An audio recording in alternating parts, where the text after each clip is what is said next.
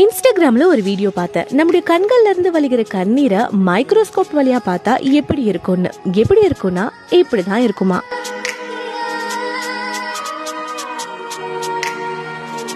எவ்வளவு அழகா இருக்குல்ல. நம்முடைய கண்ணீரை கூட ஆண்டவர் யூனிக்கா அதுக்குள்ள அவ்வளோ ஆர்ட் ஒழிச்சு வச்சிருக்காரு. இதை பார்த்த உடனே எனக்கு ஒரு வசனம் தான் ஞாபகம் வந்துச்சு. சங்கீதக்காரனாகிய தாவீது சங்கீதம் 56:8 சொல்கிறார், என் அலைச்சல்களை தேவரீர் எண்ணி இருக்கிறீர், என் கண்ணீரை உம்முடைய துருத்தியில் வையும், அவைகள் உம்முடைய கணக்கில் அல்லவோ இருக்கிறது.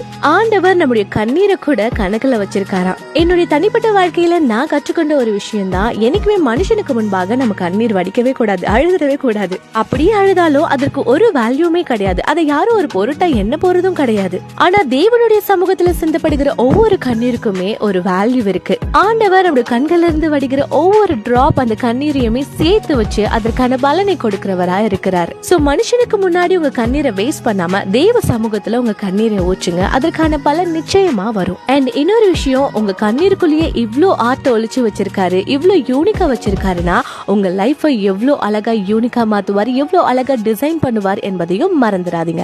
அவரை நம்புங்க, அவரை மட்டுமே நம்புங்க.